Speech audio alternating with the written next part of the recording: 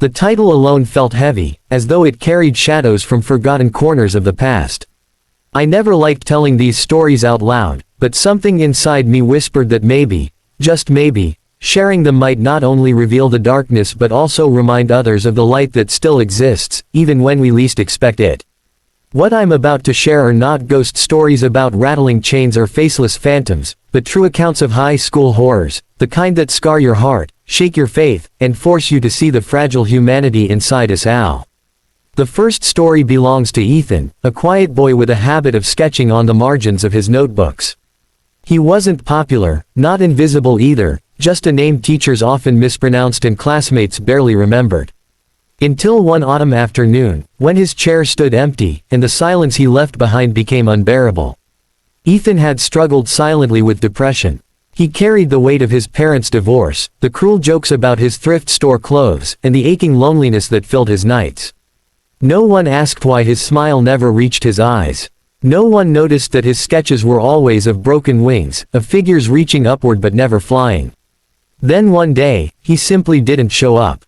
The news spread like wildfire. Ethan had taken his life. His empty chair sat there, a hollow reminder of the boy they had overlooked. Some classmates whispered guilt, others stayed numb. But one girl, Lily, couldn't stop crying. She admitted later that she had seen Ethan sitting alone, wanted to say hello, but never did. That guilt ate at her until she decided to change. In memory of Ethan, Lily started something small, the Empty Chair Project. She placed a sticky note on Ethan's desk that read, "You matter." Soon others joined in, writing notes of kindness and leaving them anonymously on desks, in lockers, on bathroom mirrors. "You're not alone. Keep going. I'm glad you're here." What began as grief grew into compassion. The project spread across the school, then to neighboring schools. Years later, Lily became a counselor, dedicating her life to making sure no empty chair would ever again be left unnoticed. Ethan's story didn't end in silence, it became a catalyst for kindness. Story 2, The Locker Room Secret. The second story belongs to Javier, a tall, broad-shouldered athlete who seemed to have it all: popularity, charm, and a future in football. But behind the laughter and touchdowns, Javier carried a secret heavier than any helmet. He was hiding bruises, not from the field, but from home. His father's rage was legendary within those walls, but Javier's pride was stronger. He never spoke about the nights of shattered plates or the times he shielded his younger sister from flying fists. Instead, he smiled, cracked jokes, and played harder than anyone else. Until one evening after practice, when his teammate Marcus walked into the locker room and found Javier sitting shirtless, his back striped with purple bruises. Javier froze, his mask shattered. For a moment, the silence between them was unbearable. Marcus could have walked away, pretended not to see, but he didn't. He sat down next to Javier and said only 4 words, "You don't deserve this." That moment broke something inside Javier, not in weakness but in release. For the first time, he allowed himself to cry. Marcus didn't lecture, didn't judge, he just listened.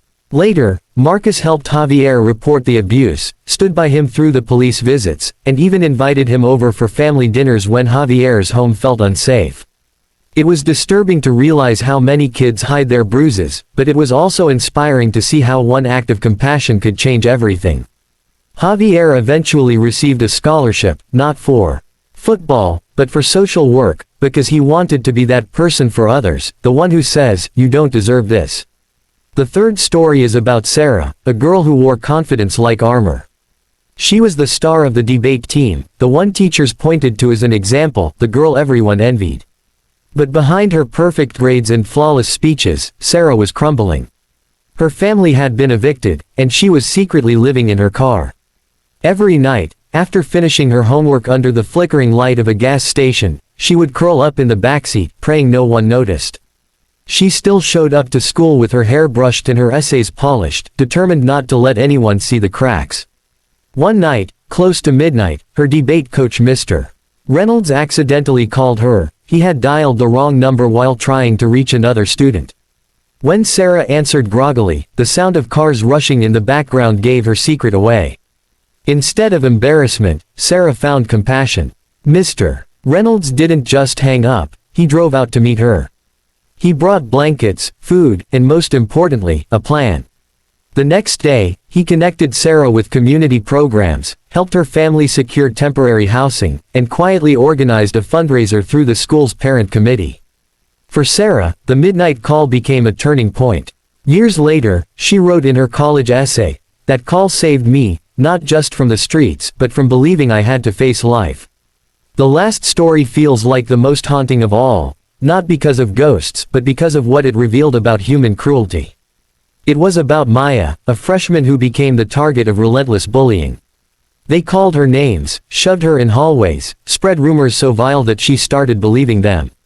The school's long, echoing hallway became a place of terror for her, each step filled with dread, each locker a potential ambush. One day, she decided she couldn't take it anymore. She wrote a note to her parents, slipped it into her diary, and walked toward the old staircase at the end of the hall, the one nobody used. But fate intervened. At that very moment, Noah, a quiet sophomore who often ate lunch alone, noticed her slipping away. Something about her shoulders, the way they sagged with invisible weight, made him follow. He found her on the staircase, tears blurring her vision. Without thinking, he sat down beside her and whispered, "Please don't go. I need you here." It wasn't rehearsed. It wasn't perfect. But it was enough. That single sentence shattered the dark plan in Maya's mind. She broke down, sobbing into his shoulder. From that day on, Noah became her friend, not a savior, not a hero, but a companion who made sure she never felt invisible again. Years later, when Maya stood on stage giving a speech as the first in her family to graduate college, she dedicated her success to the boy who sat with me on the staircase and reminded me I was needed. Epilogue: The Light in the Darkness. 4 disturbing high school horror stories. None of them involved haunted mirrors or flickering lights. The real horror was silence, neglect, and cruelty. But in each case, something extraordinary emerged, a spark of kindness, a hand extended, a voice that said, "You matter." If there's anything these stories teach us, it's this: the scariest parts of life are not always shadows in the dark but the loneliness inside us. And the greatest form of courage is compassion, the kind that steps into someone else's nightmare and reminds them they are not alone.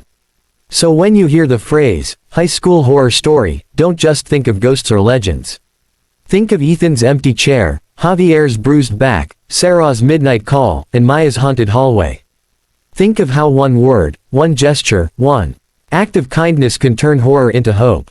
Because in the end, what saves us isn't fear, it's humanity. And no matter how disturbing the story begins, it can always end with light.